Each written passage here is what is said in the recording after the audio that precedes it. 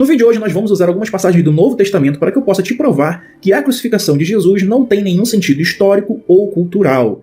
Então, Antônio Miranda afirma que a crucificação de Jesus não aconteceu. Vamos ver os argumentos que ele vai usar para isso. Mais uma coisa que eu quero que vocês percebam aqui é que o Sinédrio se reuniu de noite, tá? De noite, para acusar Jesus. Beleza? A primeira coisa que você tem que parar e pensar aqui é que é contra tudo aquilo que é descrito na Mishnah em relação à reunião do Sinédrio no período noturno. Então, o primeiro argumento do Antônio Miranda é que o julgamento de Jesus não poderia ter acontecido porque ele vai contra os procedimentos das leis dos judeus. Então, no caso, seria impossível que Jesus fosse julgado à noite pela lei judaica. E é verdade, só que tem um problema. É que o julgamento inteiro, em todos os seus procedimentos, ele é inválido do ponto de vista da lei judaica. Para começar, que os fariseus subornaram Judas para que ele trouxesse Jesus, e o suborno era inadmissível nos julgamentos da época, conforme Deuteronômio 18, versículo 19. Então tudo foi inválido. E por quê? Porque eles tinham a sentença, mas eles não tinham o crime. E eles tinham que inventar um crime. Na época, para o fariseu, era urgente que eles matassem Jesus, pois Jesus estava trazendo muitas pessoas consigo. E não só isso, como ele estava induzindo a população contra os fariseus, e ia chegar a época de Páscoa. E na época de Páscoa eles não poderiam fazer nada contra Jesus pela própria lei que o Antônio Miranda está falando. O crime usado para condenar Jesus foi o crime de blasfêmia. Entretanto, porém, todavia, Jesus é crucificado. E aqui nós temos um erro gravíssimo que eu quero mostrar para vocês. Levítico 24, versículo 16, ele vai dizer o seguinte, ó: aquele que blasfemar contra o Senhor será morto, toda a congregação o apedrejará. O motivo de Jesus ser crucificado é que Jerusalém ficou sob o domínio romano em 64 a.C. Quando isso aconteceu, Jerusalém se tornou uma província romana. E nas províncias romanas, a pena de morte ela ficava sob o governante local, que julgava usando o poder de império. Tanto é verdade que João, no versículo 18 e 37, diz o seguinte: disse-lhes, pois, Pilatos: levai-o vós e julgai-o segundo a vossa lei. Disseram-lhe então os judeus: a nós não nos é lícito matar pessoa alguma. Ou seja, os judeus disseram para Pilatos que eles não tinham o direito de matar pessoa alguma.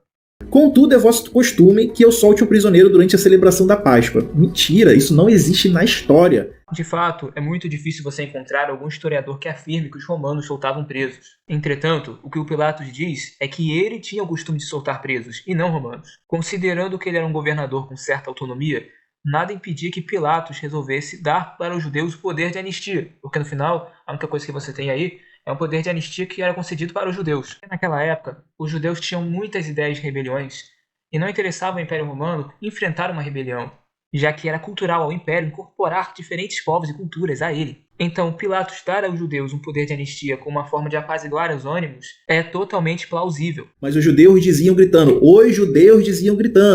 se liberasse esse homem significa que não és amigo de César. Meus amigos, que judeus são esses que estão do lado de César? Vamos ler a passagem inteira. Respondeu Jesus: nenhum poder terias contra mim se de cima não te fosse dado, mas aquele que me entregou a ti maior pecado tem. Desde então Pilatos procurava soltá-lo, mas os judeus clamavam, dizendo: se soltas este, não é amigo de César. Qualquer que se faça rei é contra César. Aqui fica claro que existe um contexto para essa afirmação. Pilatos não queria condenar Jesus, e os judeus fizeram um argumento que era o seguinte: se você não condenar Jesus, você ficará contra César. Era um argumento para intimidar Pilatos, pois sabiam que ele não poderia ir contra o Império Romano. Outro problema gravíssimo é que os corpos dos crucificados não eram enterrados. A crucificação era uma forma de punição para o cadáver ficar ali apodrecendo. De fato, a tradição era que os corpos crucificados não fossem enterrados, mas nada impediria exceções. Os judeus queriam tirar o corpo de Jesus, pois iria entrar a época da Páscoa, e dado que muitos judeus tinham sido atraídos por Jesus, isso poderia causar algum tumulto, até porque poderia manchar o solo de sangue. Pôncio Pilatos, querendo ficar bem com eles, poderia ter concedido o pedido e permitido a retirada do corpo. O sacrifício de Jesus aí é mera alegoria disso aqui. O ritual judaico do Yom Kippur. São duas festividades que estão sendo emuladas aí, a Páscoa e o ritual da purificação, onde um animal era solto, no deserto, e o outro era sacrificado para Deus. Jesus Cristo é o Cordeiro de Deus que se sacrifica por nós. O nome disso que o Antônio Miranda cita se chama tipologia, que é uma passagem simbólica que possui representações concretas, e a Bíblia é cheia delas. Por exemplo, Isaac é entregue de sacrifício a Deus. De uma tipologia não se segue que ela calça, apenas que Deus ensina por meio de símbolos.